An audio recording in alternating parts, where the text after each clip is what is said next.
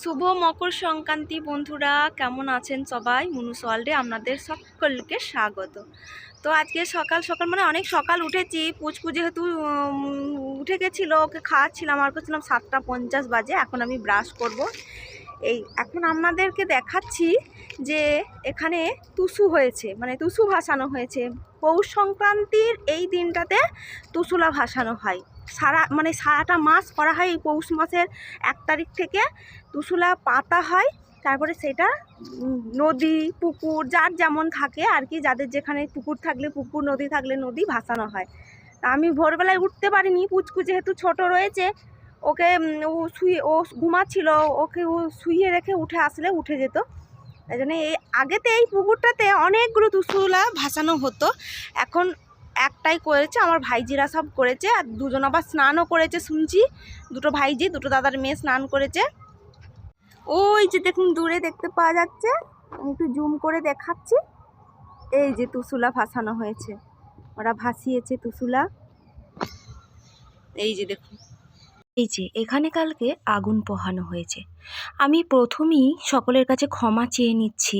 এই ভিডিওটা কালকে আপলোড করার কথা ছিল, কিন্তু নেটওয়ার্ক প্রবলেমের কারণে আমি এটা ছাড়তে পারিনি। তারপর আমার জেঠু এই যে এক ব্যাগ মাছ নিয়ে চলে এসেছে। যেহেতু মকর সংক্রান্তির পরব, তাই আমাদের পুকুরে মাছ ধরিয়েছিল।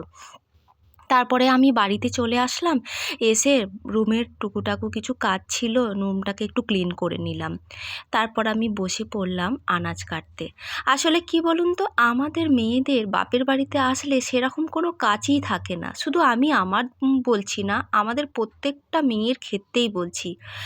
বাড়িতে আসলে মা কোনো কিছুই করতে দেয় না, শুধু খায় দায় আর ঘুমায়।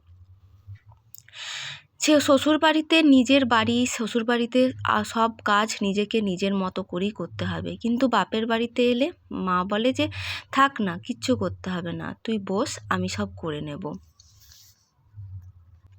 এই যা দেখেছেন, মা বলছিল মাছ দিয়ে পেঁপে দিয়ে ঝোল হবে, কিন্তু পেঁপেটা তো কেটে দেখি পুরো লাল হয়ে গেছে। কি আর করা যাবে, যাই হোক। কি যেন বলছিলাম, হ্যাঁ, তো এটা আমি আমার ব্যাপারে বলছি না, প্রত্যেকটা মেয়ের ক্ষেত্রেই এটা হয়। বাপের বাড়িতে আসলে কোনো কিছু কাজই করতে হয় না। এখন আমি পুচকুকে নিয়ে রোদে চলে এসেছি। এই যে আজকে পুচকুকে স্নান করাবো না, ওর একটু ঠান্ডাটা আছে, ঠান্ডা তো আগেই লেগেছিল, এখনও আছে, তাই একটু পরিষ্কার করে নেব। শুধু গরম জল আর তুলো দিয়ে শুধু পরিষ্কার করে নেব, ওকে গোটা গা মুছিয়ে নেব। তো এই যে আমার ওকে পরিষ্কার করা হয়ে গেছে, আর একটা নতুন জামা পরিয়ে দিয়েছি। মকর সংক্রান্তি বলে কথা, একটা নতুন জামা পরাবো না? তো ওকে কপালে কালো টিক দিয়ে দিলাম। তারপরে আমি চলে যাব স্নান করতে। এই যে আমি একটা শাড়ি বের করে নিচ্ছি, খুব শাড়ি পরতে ইচ্ছে করছিল, তাই শাড়িই পরবো। তো চলুন স্নান করে আসি। এই যে আমি স্নান করে শাড়ি টাড়ি পরে পুরো রেডি হয়ে গেছি। এখন মুখে ক্রিম আর গায়ে লোশন লাগিয়ে নেব। বাচ্চা হওয়ার পর থেকে নিজের প্রতি আর কোনো খেয়ালই থাকে না। তো সব যত্ন সব কিছুই বাচ্চার ওপর। তো মাঝে মাঝে ইচ্ছা করে নিজেকে একটু ফিটফাট করে রাখতে, কিন্তু হাতে ওই টাইম হয়ে ওঠে না।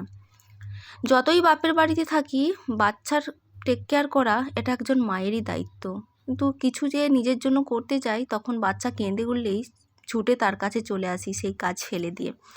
তারপর আমি একটু চুলটা আঁচড়ে নিচ্ছি। সারাদিন আর টাইম পাবো না, কেন ওকে নিয়ে বসে থাকি, ওকে খাওয়ানো, ঘুম পাড়ানো, আর আমার না ওই চুল ছাড়াতে আমার সময়ই হয় না। তো এরপর আমি একটু টিপ পরে নিয়ে সিঁদুর পরে নিচ্ছি, যেহেতু খেতে বসবো, খাবার আগে সিঁদুর পরে নিই। আর মা বলেছিল সিঁদুর পরার আগে চুলটাকে বেঁধে নিতে, খোলা চুলে নাকি সিঁদুর পরতে নেই, স্বামীর অকল্যাণ হয়। তাই আমি সেই মতোই কাজ করি।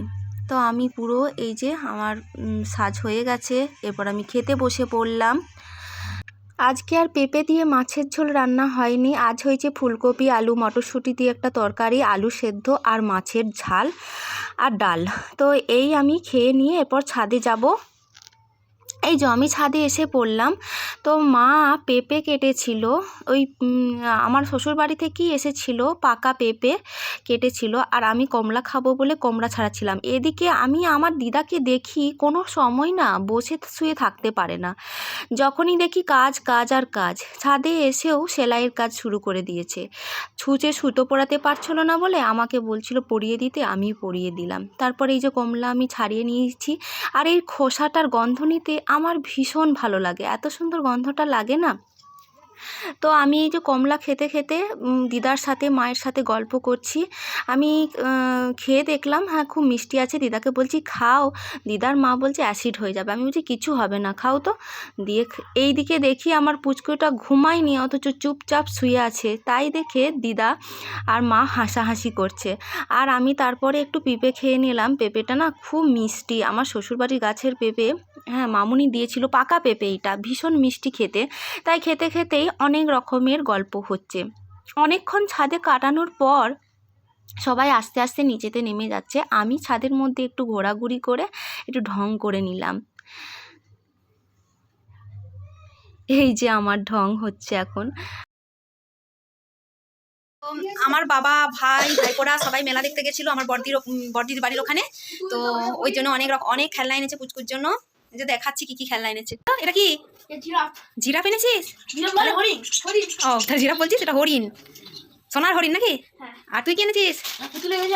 ভালো করে দেখানো হচ্ছে। হ্যাঁ বাহ কি সুন্দর হয়েছে, খুব ভালো হয়েছে। এই পুতুলটির আবার একটি মা পুতুল, একটি মেয়ে পুতুল, একটা আমি আর একটা আমার মাম্মাম। খুব ভালো হয়েছে, খুব সুন্দর। তো এখন আমি ছাদ থেকে চলে এসেছি, তো রুমেতে কিছু কাজ আছে। পুচকুকে ঘুম পাড়িয়ে দিলাম, তো পুচকু এখন ঘুমাচ্ছে। আমি মা যে পুচকুর জামা কাপড় কাঁথা এসব কেচেছিল ওগুলো একটু গুছাতে আপনাদের সাথে গল্প করব, তাই নিচে চলে আসি। কালকে ছিল মকর সংক্রান্তি, কালকেই ভিডিওটা করা হয়েছিল, কিন্তু ওই যে বললাম একটু নেটওয়ার্ক প্রবলেমের কারণে আমি ছাড়তে পারিনি। তো মকর সংক্রান্তি নিয়ে কিছু কথা বলি। এই ছোটোবেলায়, বিয়ের আগেই বলুন বা আরও ছোটোবেলাতেই বলুন, ভীষণ মজা করতাম এই দিনটি। মকর সংক্রান্তির আগের দিন সারা রাত্রি জেগে তুশুলার খোলাকে সাজাতাম। তুশুলাকে না লক্ষ্মী রূপেই আমরা মানি, আমাদের গ্রামগঞ্জের সব মেয়ে বউরা এই তুশুলা করে। সারা রাত জেগে টুসুকে সাজিয়ে সকালবেলায়, মানে খুব ভোর সকাল নয় ভোর মানে সূর্য ওঠার আগে সেটাকে নদী পুকুর খাল যাদের যেখানে যেটা আছে সেখানে ভাসাতে হয়। তারপরে মকর স্নান করা, ওই ভোরবেলায় ওই পুকুরে ডুব দিয়ে স্নান করে বাড়ি এসে নতুন জামা কাপড় পরে, তারপরে যাদের বাড়িতে যেরকম পিঠে বানানো হয় সেই নতুন গুড়, খেজুর গুড়ের নতুন গুড় পিঠে খেয়ে তারপরে সেজে গুজে বেরিয়ে যেতাম মেলাতে। ভীষণ মজা করতাম, অনেক রকমের জিনিস কিনতাম, পাঁপড় খেতাম, ঘুগনি খেতাম, তারপরে বাড়ি আসতাম। তো এখন তো আর এইসব কিছু হয়ই না, আমারও বিয়ে হয়ে গেছে। তারপর আগের বছর তো আমি আসতেই পারিনি, আগের বছর আমি ছিলাম কলকাতাতে, আমি কলকাতাতেই থাকতাম যাদবপুরে। তো ওইখানেতে আমি জিজ্ঞাসা করতাম আশেপাশের কিছুজনকে, ওরা তো বলছে আমরা জানিই না এইসব, তো শহরে এইসব কিছুই নেই, গ্রামের দিকেই আছে। তো দেখুন আপনাদের সাথে গল্প করতে করতে আমার প্রায় সব কাজ হয়ে গেছে, ব্লগটা এখানেই শেষ করলাম।